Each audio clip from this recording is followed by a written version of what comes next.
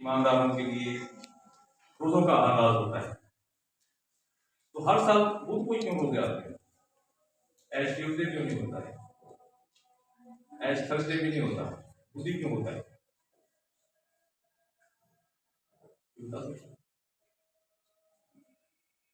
अभी साल से हम वेडनेसडे मनाते हैं। असल में जो दो बड़े त्योहार मसीहियों के, क्रिसमस और ईस्टर। क्रिसमस जो है वो सूरज के हिसाब से मुकर्रर किया जाता है, 25 दिसंबर कमरी साल से। और जो ईस्टर का त्योहार है ये चांद के हिसाब से मुकर्रर किया जाता है। हर साल रोजों के अयाम मार्च की 21 तारीख के बाद जब चांद पूरा होता है कंप्लीट, चांद कितने दिनों में पूरा होता है? 14 दिन। 14 दिन के बाद फिर वो घटना शुरू हो जाता है। तो लॉजिकली इसके क्या मुकर्ररात हैं और क्यों इसको मुकर्रर किया गया? 21 मार्च ही क्यों है? 23 मार्च क्यों है? 21 मार्च को जब यहूदी जो है वो बने इस्राएल उनके मिस्र की गुलामी से निकले थे, तो वो 21 मार्च का दिन था और फसह की वो ईद इस जश्न की खुशी में मनाते थे। अगर आप ज्योग्राफियाई जो मार्च स्टडी है, ज्योग्राफिया है, 21 मार्च ऐसा दिन है जिसमें दिन और रात बराबर हो जाते हैं। 21 मार्च के बाद फिर दिन बढ़ने शुरू हो जाते हैं, रातें कम होना शुरू हो जाता है।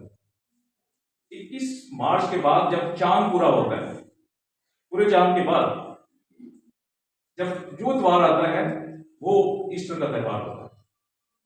और इसको नकाया की कौंसिल 425 ईस्वी में मुकर्रर किया गया था।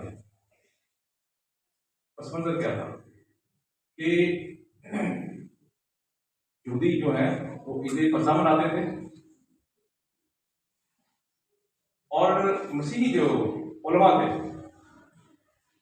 या कायदीन थे पूरी दुनिया में थे, उन्होंने एक जगह नकाया शहर का नाम, वहां पर इज्तिमा किया और फिर ये मुकर्रर किया कि हम ईद फसह जो यहूदी मनाते हैं उससे एक हफ्ता बाद इतवार को जो है वो ईस्टर मनाएंगे। ईस्टर जो है वो फतहमंदी का दिन, खुदावंद के जीतने की खुशी मसीही मनाते हैं, सेलिब्रेशन है, इसलिए ये दिन मुकर्रर किया गया है। अब मार्च की 21 तारीख और उसके बाद पूरे चांद का होने का अमल और उसके बाद जो इतवार है हमेशा इसी तरह इसका मुकर्रर किया जाता है, वो ईस्टर होगा।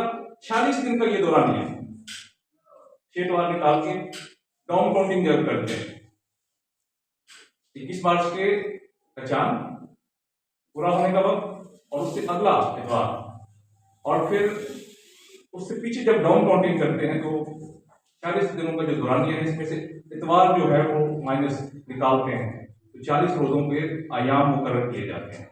तो उस वक्त जो है जो उलमा थे कौंसिल जो नकाया की हुई, उन्होंने डिसाइड किया था क्योंकि रोजा जो है वो दुख की हालत है, मातम की हालत है, इसलिए हम इतवार को इसमें से निकाल देते हैं, क्योंकि क्रिश्चियनों के लिए सेलिब्रेशन है, फतहमंदी का दिन है, मसीह खुदावंद का मुर्दों में से जी उठने का दिन है, इसलिए मसीही रोजा नहीं रखते इतवार को। अक्सर लोग सवाल करते हैं कि आप लोग इतवार को रोजा क्यों नहीं रखते? तो ये इस तरह जो है वो मुकर्रर किया गया था।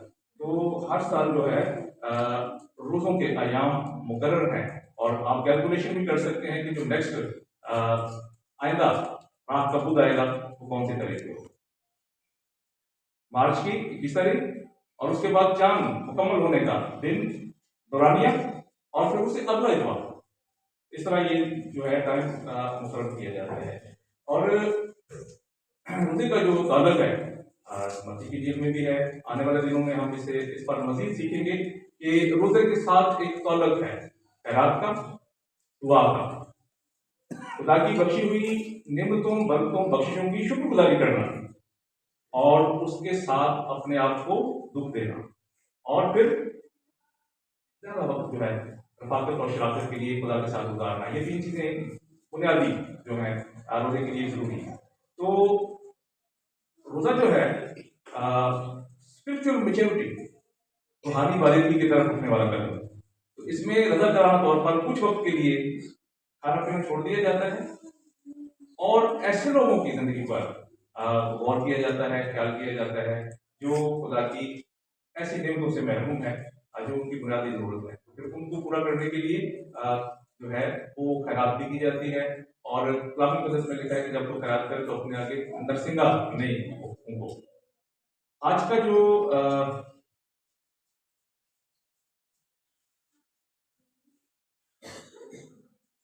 दरअसल ये जो रोज़ों के 40 अय्याम है, ये मसीह खुदावंद के जो बियाबान में मसीह खुदावंद ने 40 रोज़ा रखा था, अब उसकी मुनासबत से ये मुकर्रर किए गए और बाकायदा हुक्म नहीं है, कलीसियाई दस्तूर के मुताबिक इसको जो है मुकर्रर किया गया है।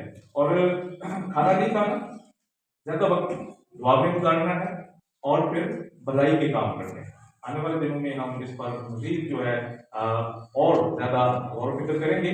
आज का जो हवाला कुरान मुक़द्दस में से यूएल नबी के सहीफे में से पढ़ा गया है, उसमें लिखा है कि जब तू रोज़ा रखे तो क्या नहीं करना, कपड़ों को चाक नहीं करो, दिल को चाक करो।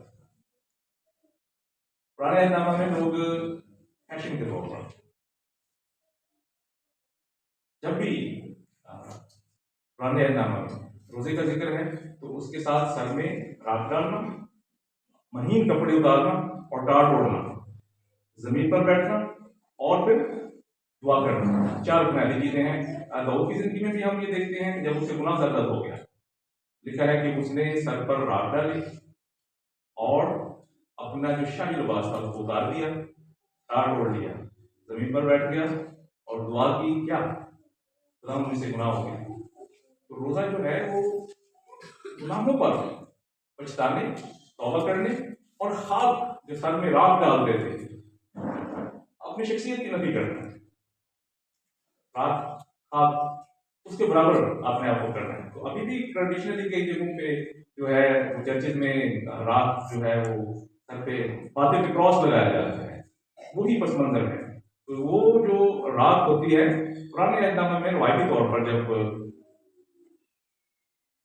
पाम संडे पर खजूर की डालियां लेकर जुलूस निकालते थे तो उस राख डालियों को रख दिया जाता था, तो फिर उनको जलाकर जो राख होती थी फिर वो लोग निशान के तौर पर लगाते थे। अभी भी ये ट्रेडिशन है बाज डिनोमिनेशन में। तो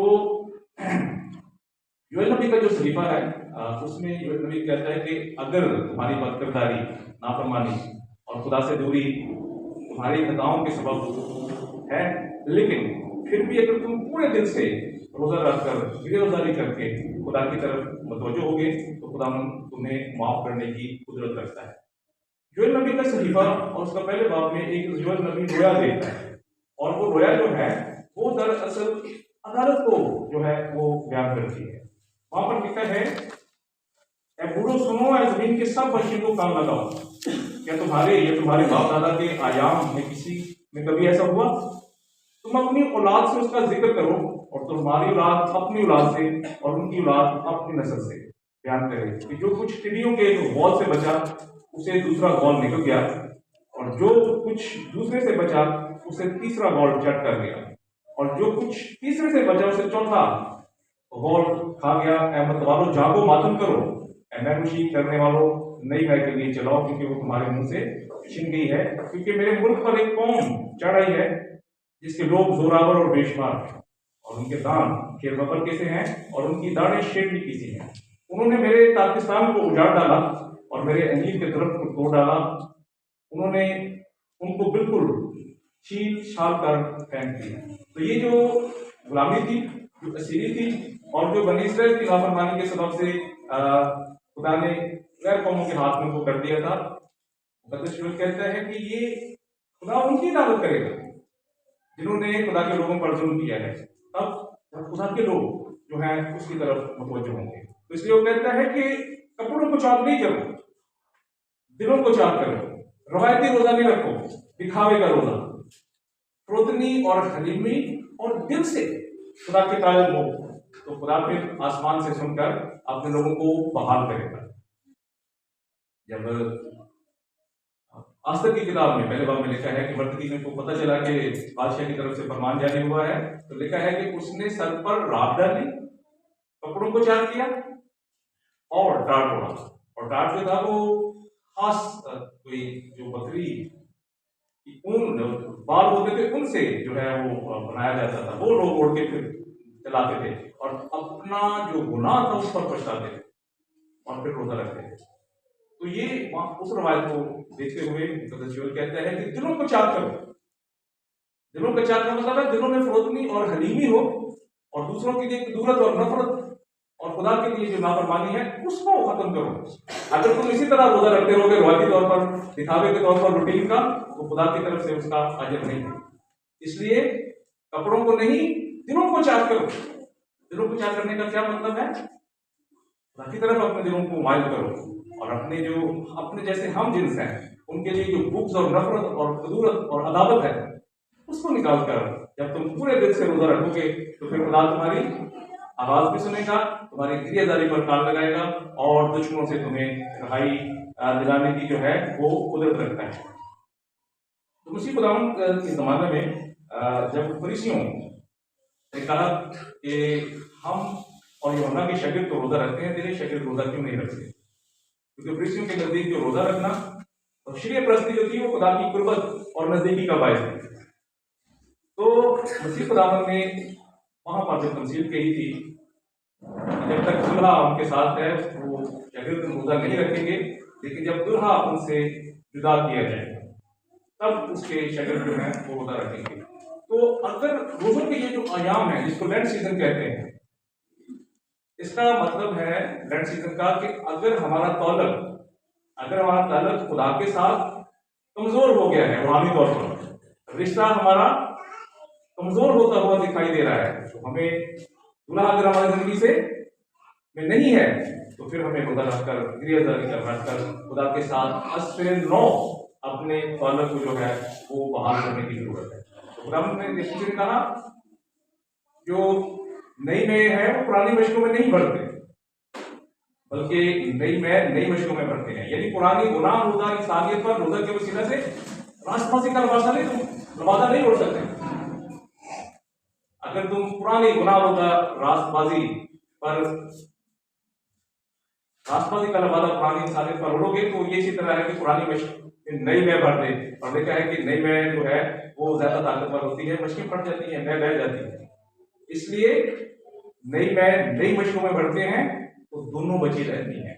यानी अपने आप को तौबा की तरफ माइल करो और पुरानी गुनाह आलूदा इंसानियत को तर्क करके अपने गुनाहों पर पछताओ और तौबा करो। तो रोजों के जो नियम है खास तौर पर ये अपने आप को खाक करना, सरेंडर करना, और अगर कोई गुनाह या गलती या कोताही हो गई है तो खुदा के साथ राब्ता बहाल करके तौबा के वसीला से असर नौ अपना ताल्लुक जो है खुदा के साथ इस्तेमाल करने की जरूरत है। तो रोजा जो है वो एक रियाजत है, उत्तम दर्जे की इबादत है, और हर मजहब में जितने भी मज़ाहिब हैं रोजे को खुदा की कुर्बत हासिल करने के लिए रखा जाता है, और अगर कोई गलती या कोताही या गुनाह सरजद हो जाता है तो उसके लिए तौबा के लिए दरख्वास्त की जाती है। ये रूहानी बालिदगी का अमल है जो ईमानदारों को और तमाम लोग जो भी रोजा रखते हैं उन्हें खुदा की नजदीकी में ले जाता है। लेकिन